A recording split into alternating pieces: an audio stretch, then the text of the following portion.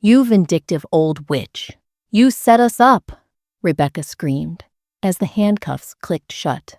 "No," I replied quietly. "You set yourselves up when you locked me in my own bedroom for $7. The digital clock on my nightstand glowed 3:17 a.m. when I heard the bedroom door creak open. After 8 months of sleeping alone since Miguel passed, every sound in the house still made me jump. I squinted through the darkness, expecting to see our old cat Whiskers. But instead, a tall figure stood silhouetted in the doorway. "Daniel?" I whispered, my voice hoarse from sleep. "Is everything okay? Is Sophia hurt?" My son stepped into the room without invitation, and something about his posture made my stomach clench. This wasn't the rushed panic of an emergency. His movements were deliberate, calculated.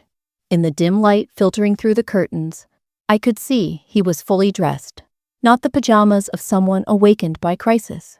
"Get up, Mom," he said, his voice flat and cold in a way I'd never heard before.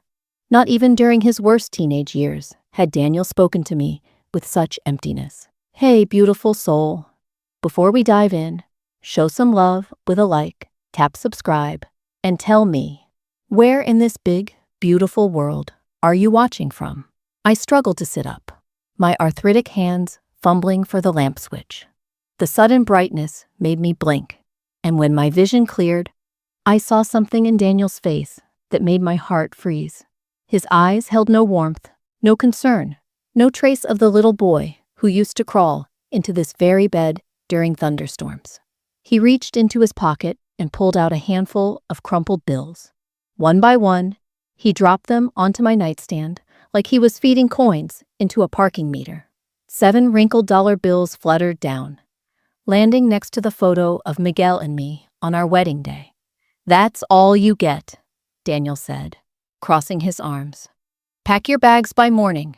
This house is ours now." The words hit me like a physical blow.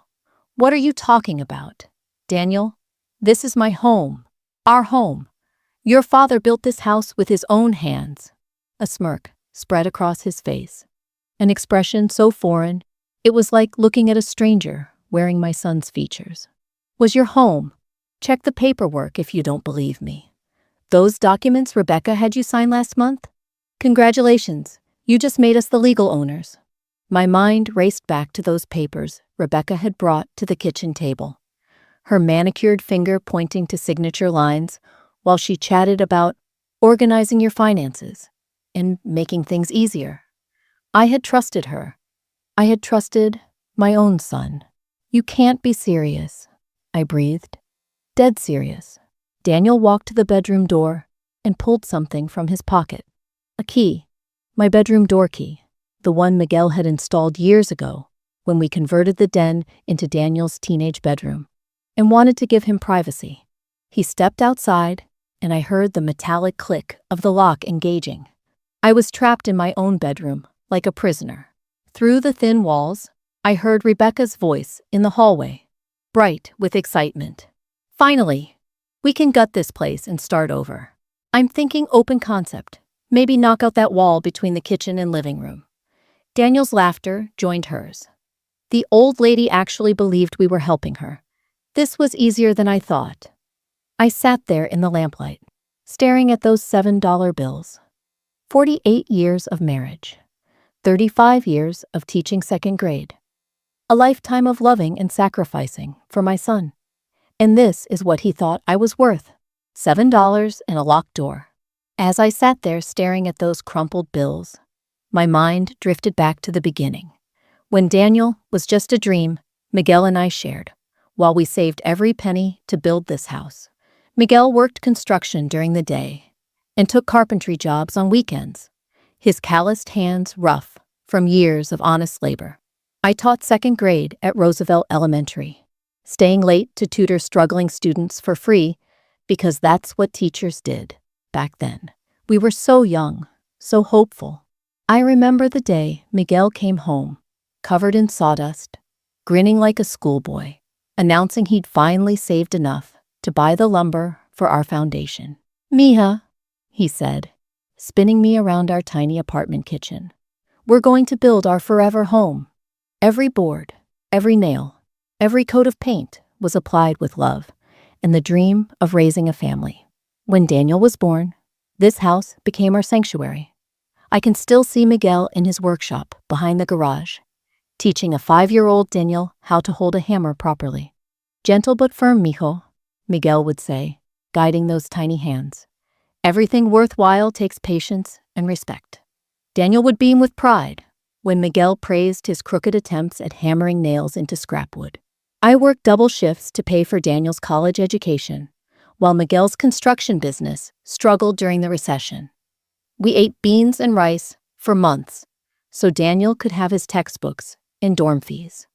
When he graduated with his business degree, I was the proudest mother at that ceremony, watching him walk across the stage in the cap and gown I'd saved 6 months to buy. When Daniel married Rebecca, I welcomed her like the daughter I'd never had. I helped plan their wedding, contributed $5,000 from our vacation fund for their down payment on their first apartment. When Sophia was born, I was the grandmother who babysat every weekend, who taught her to read at this very kitchen table, who cheered at every school play and soccer game. But it was Miguel's illness that showed me what real love looked like. 2 years ago, when his heart started failing, I took early retirement to become his full-time caregiver. I learned to give injections, monitor his oxygen levels, help him shower when he became too weak to stand alone. The man who had built this house with his bare hands gradually needed help buttoning his shirts. During those long nights when Miguel couldn't sleep, struggling to breathe, I would hold his hand and read to him from the books we'd shared throughout our marriage. He would squeeze my fingers and whisper, "Luna, you're my angel." Even as his body betrayed him, his love never wavered. The last coherent conversation we had was about Daniel. Miguel's breathing was labored, but his eyes were sharp with concern. "Mija, I've been watching our son lately. The way he looks at this house, at our things. Promise me you'll be careful.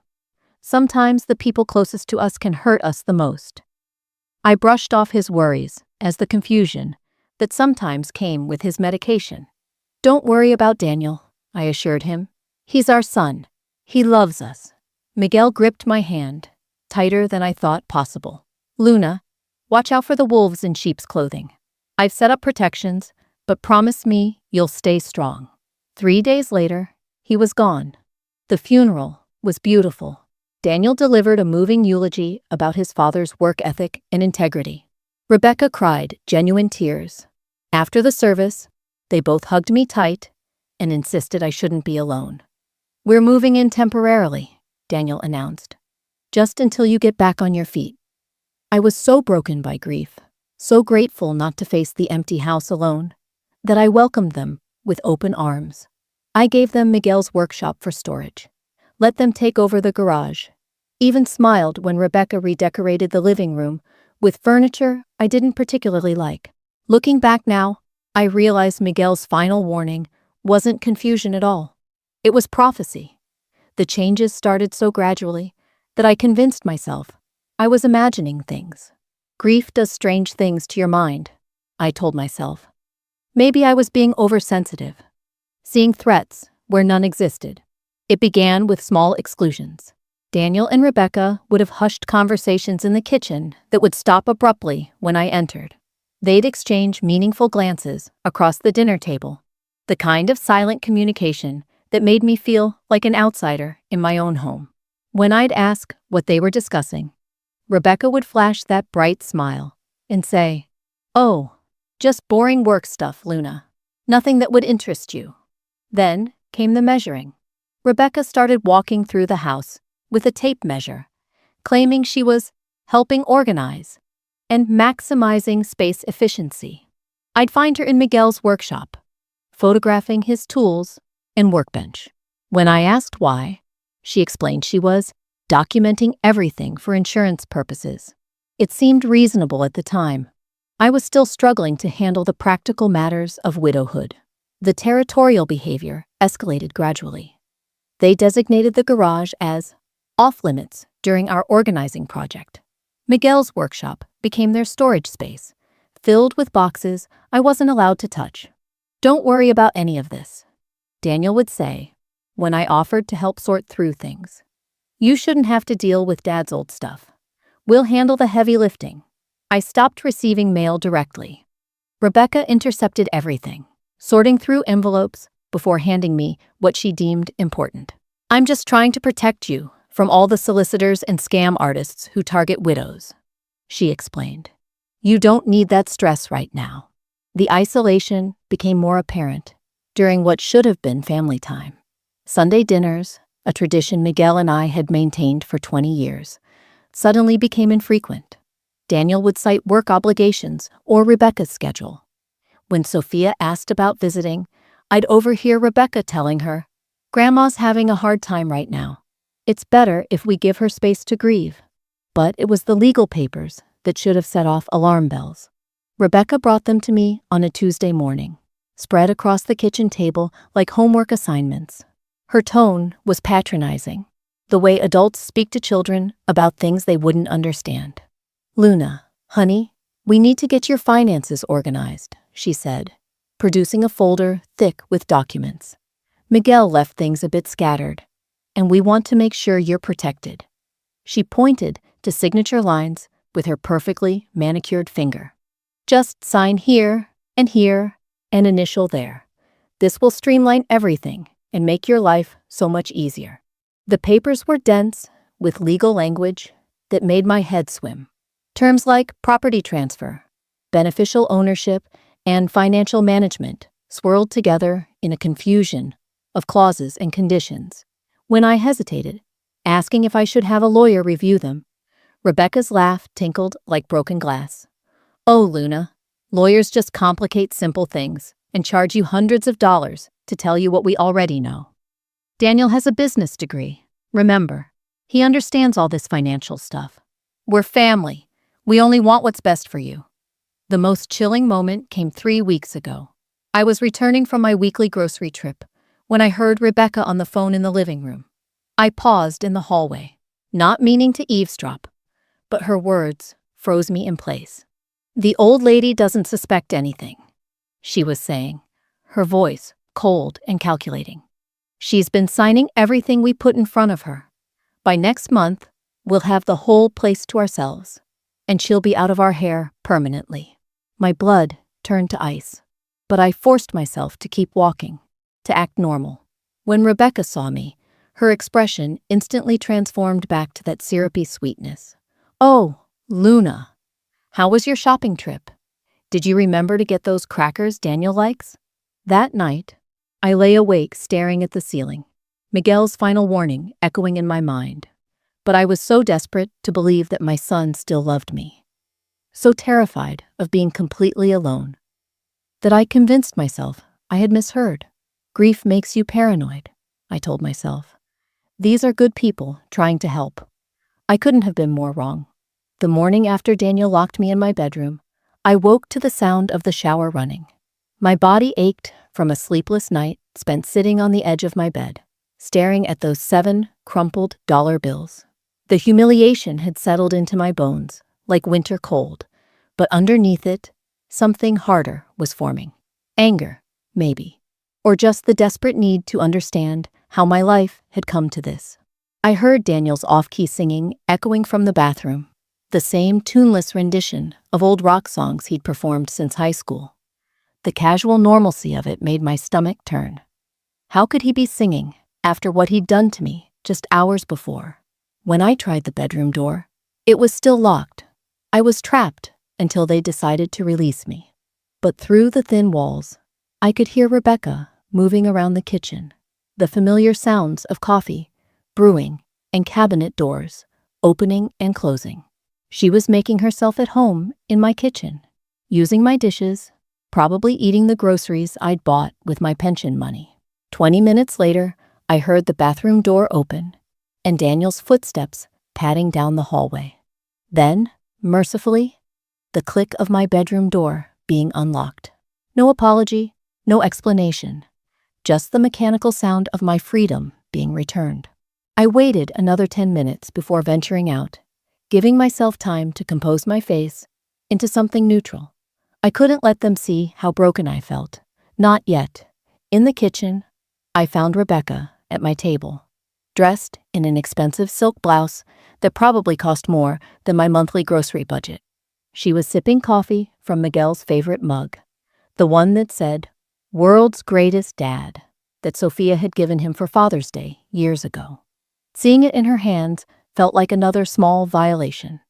But it was what lay scattered across the table that stopped me cold. Legal documents, dozens of them. And there, in the middle of the pile, like a smoking gun, was the deed to my house. The house Miguel built with his own hands. The house where I'd raised my son and planned to live out my remaining years.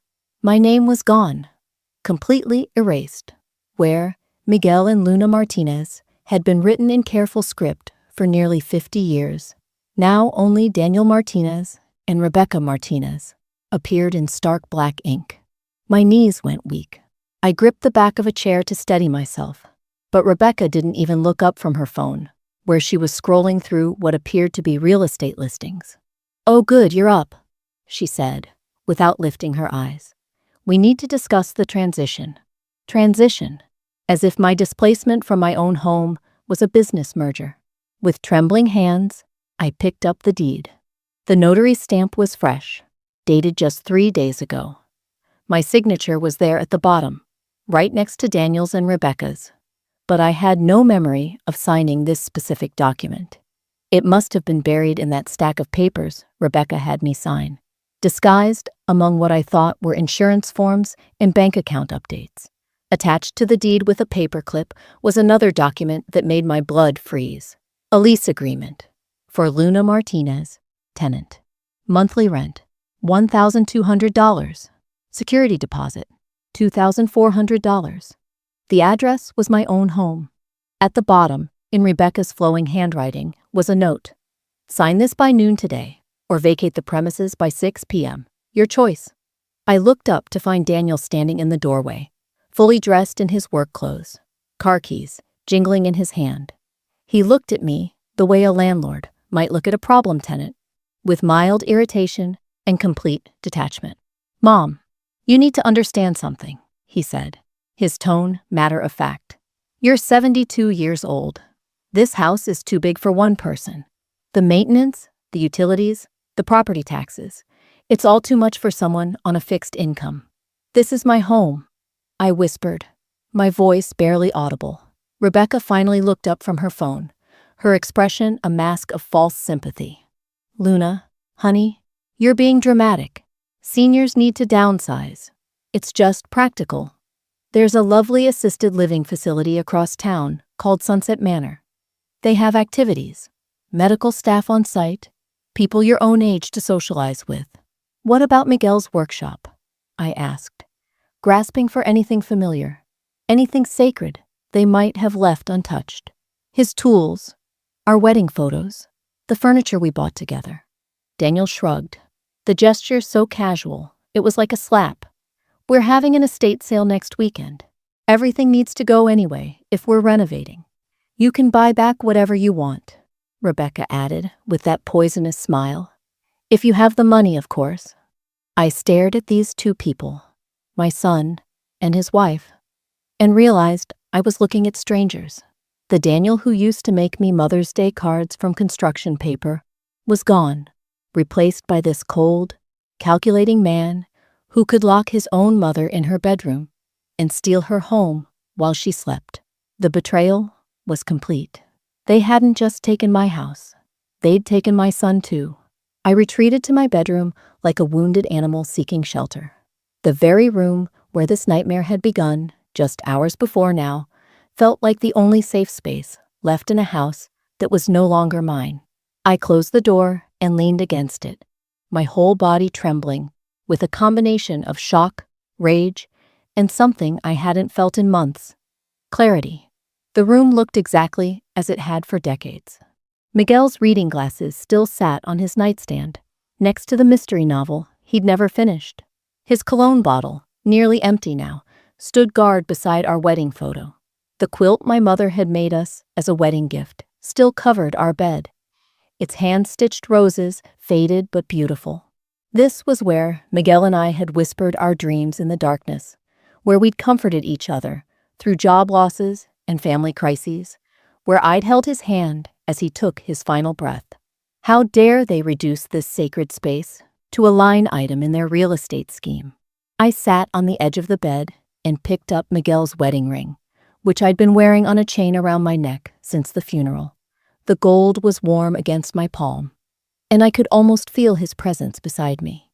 For months, I'd been sleepwalking through my grief, letting others make decisions for me, because thinking felt too hard, too painful. I've been such a fool, Miguel, I whispered to the empty room. You tried to warn me, and I wouldn't listen. But as I held his ring, I remembered who I used to be before grief made me weak. I was Luna Martinez, the teacher who'd stood up to school board members when they tried to cut arts programs, the wife who'd fought insurance companies tooth and nail when they denied Miguel's heart medication, the woman who'd worked 3 jobs one summer to pay for Daniel's college textbooks. Somewhere along the way, I'd forgotten my own strength. I stood up and walked to the closet, pulling out the small fireproof box where Miguel kept our important documents. My hands shook as I opened it, but my mind was becoming sharper by the minute. Inside were our original wills, insurance policies, and there, a business card I'd forgotten about. Carlos Martinez, Miguel's younger brother, the family lawyer who'd helped us navigate the legal maze when Miguel's first business partner tried to cheat him. Carlos had always been protective of our interests, and Miguel trusted him completely. As I studied the card, memories flooded back. Miguel mentioning that he'd updated our estate planning after his diagnosis. Carlos visiting the house several times in those final months, always when Daniel and Rebecca weren't around. Hushed conversations about protecting Luna's interests and making sure the vultures don't circle. My grief-fogged brain had forgotten these details, but now they crystallized with perfect clarity. Miguel hadn't just left me warnings about wolves in sheep's clothing. He'd left me weapons. I thought about Daniel and Rebecca downstairs, probably already planning their renovations, counting their stolen fortune. They thought they were dealing with a helpless old widow who would crumble under pressure. They were about to discover how wrong they were. Miguel's voice seemed to whisper in my ear, "Fight back, mija. You're stronger than you know." For the first time in 8 months, I smiled. My hands were steady as I dialed Carlos's number. After 3 rings, his familiar voice answered, warm with the hint of concern that comes when family calls unexpectedly. "Luna, how are you holding up, mija?" "Carlos," I said, surprised by how calm I sounded. "I need your help. It's about Daniel and Rebecca." The pause on the other end was telling. "What have they done?" I explained everything. The locked bedroom door, the $7, the deed transfer, the lease agreement demanding $1,200 a month. With each detail, I could hear Carlos's breathing become more labored, more angry. Dios mío, Luna. This is exactly what Miguel was afraid of. "Are you somewhere safe right now?" "I'm in my bedroom. They think I'm just a helpless old woman who'll sign whatever they put in front of me." "Listen to me carefully," Carlos said, his lawyer voice taking over. "Don't sign that lease. Don't pack anything. And whatever you do, don't let them know you've called me. Can you do that?" "Yes." "Good. Here's what they don't know. What Miguel made me promise not to tell you unless this exact situation happened. Your house isn't actually yours to lose." My heart stopped. "What do you mean?" 3 months before Miguel died, he created an irrevocable trust. The house, all your major assets, everything is held in trust with you as the lifetime beneficiary. That deed Daniel thinks he has? It's worthless. He can't legally own what was never legally yours to give away. I gripped the phone tighter. "But I signed papers."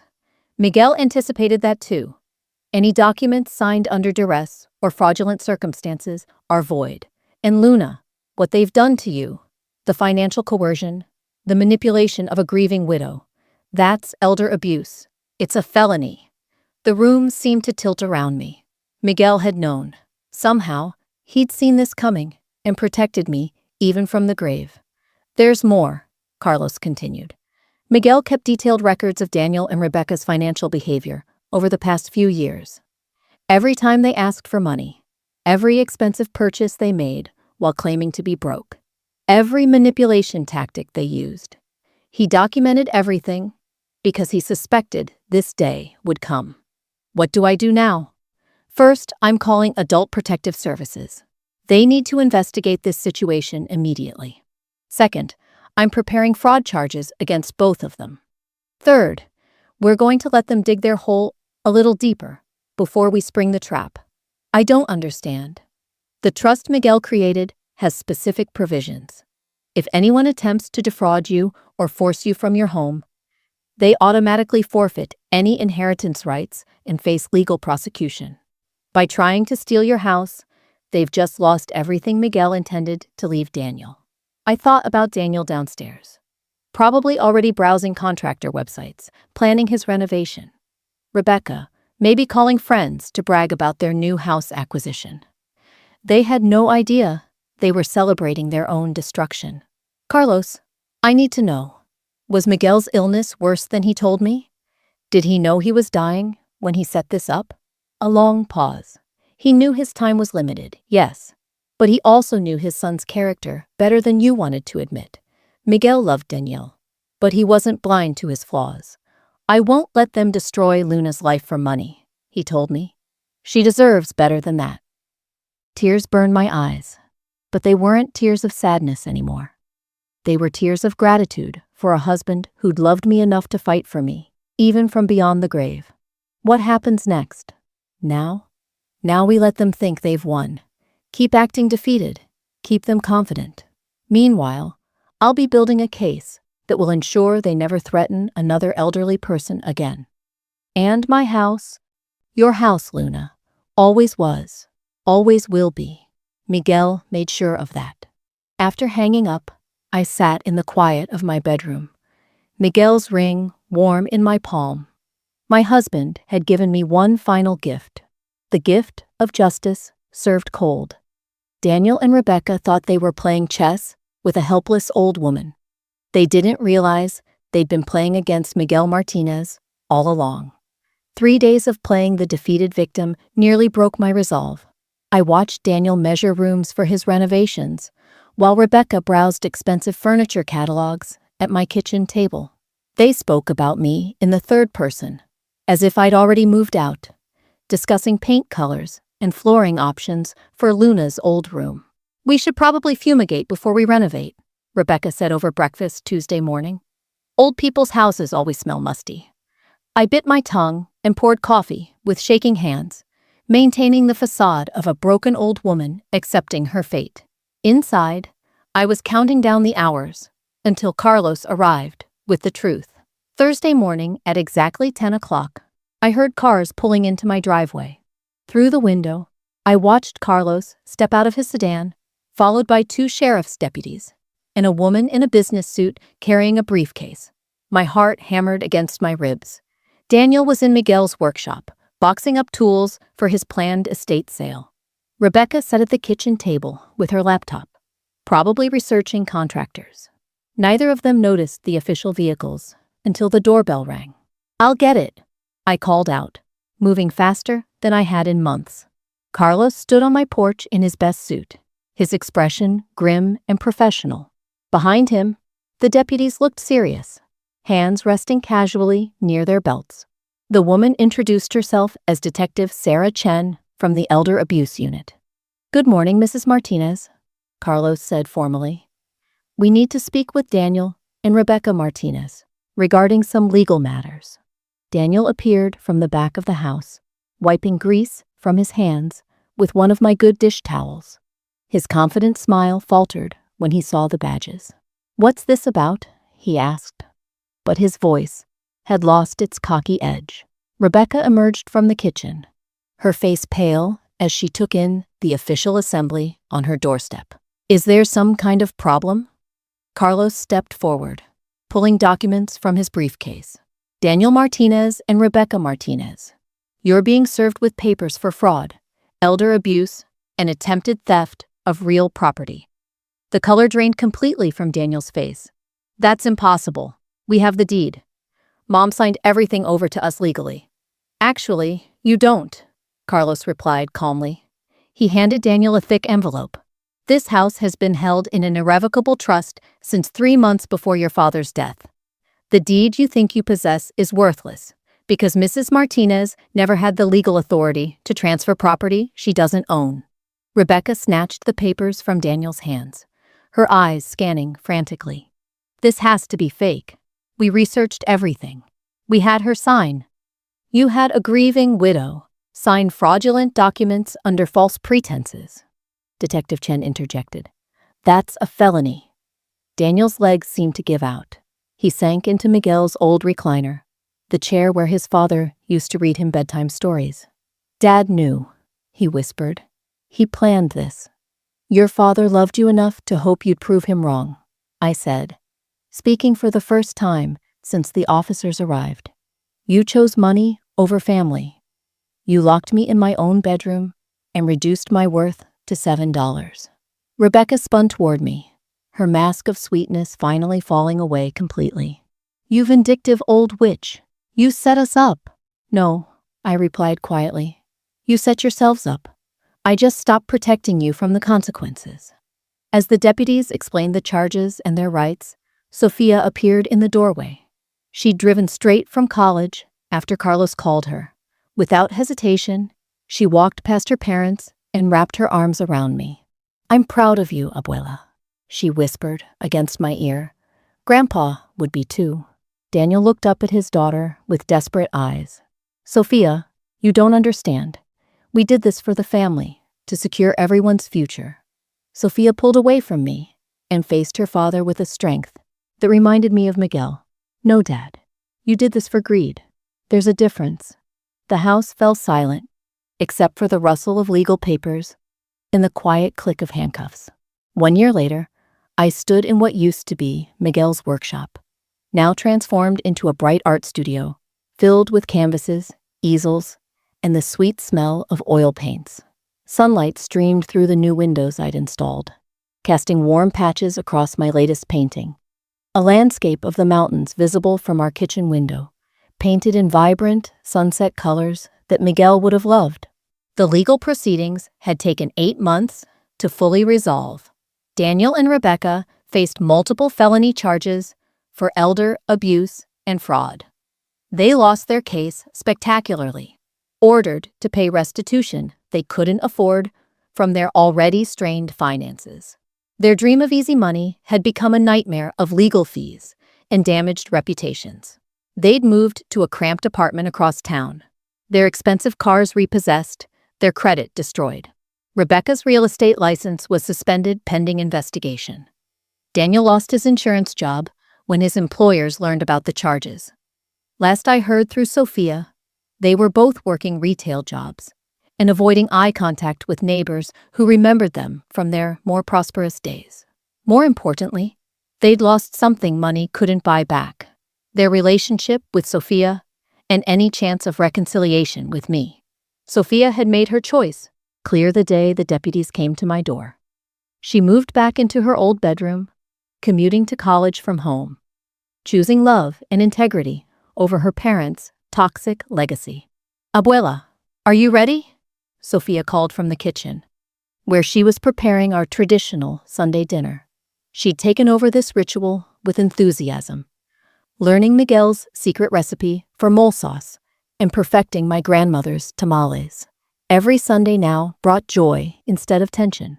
Sophia would arrive early to help cook, and we'd be joined by Carlos, who'd become more than just my lawyer. At 75, he was courtly and kind, making me laugh the way Miguel used to, with his dry observations about life. Our relationship had developed slowly, built on friendship and shared memories of Miguel, rather than desperate loneliness. The support group meets tomorrow, Sophia reminded me as we set the table. Are you nervous about speaking? I smoothed the tablecloth, considering the question. Tomorrow, I would address a gathering of seniors who'd experienced financial abuse from family members. It was part of a program I'd helped establish with the Elder Abuse Unit, turning my painful experience into something that might protect others. Not nervous, I said honestly. Determined. The doorbell rang, and Carlos arrived carrying flowers from his own garden and a bottle of wine. Behind him came Maria and Joseph, an elderly couple I'd met at the community center who'd become dear friends. They'd survived their own family financial crisis and understood the particular pain of being betrayed by those you love most.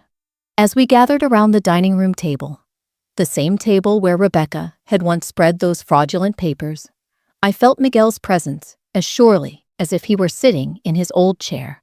The house was filled with laughter again, with people who valued each other's company without ulterior motives. "I have news," Sophia announced as we passed the enchiladas. "I've been accepted to law school. I want to specialize in elder law. Help people like you, abuela." Carlos raised his wine glass with pride. "Following in your grandfather's footsteps. Miguel would be so proud." I thought about Danielle and Rebecca, wherever they were tonight, probably arguing about money and blame. They'd lost everything pursuing wealth they were never entitled to, while I'd gained a deeper understanding of what family really meant. True family wasn't about blood or obligation. It was about people who chose to love you without conditions, who celebrated your strength instead of exploiting your vulnerabilities. As I looked around the table at faces bright with genuine affection, I realized Miguel's final gift hadn't just been legal protection. It had been the clarity to see who deserved my love and who had been taking advantage of it. I was 73 years old, and my life was just beginning again. The garden Miguel planted with his own hands bloomed more beautifully than ever, tended now with wisdom instead of blind trust. And I finally understood that sometimes the greatest act of love is learning when to stop giving it away.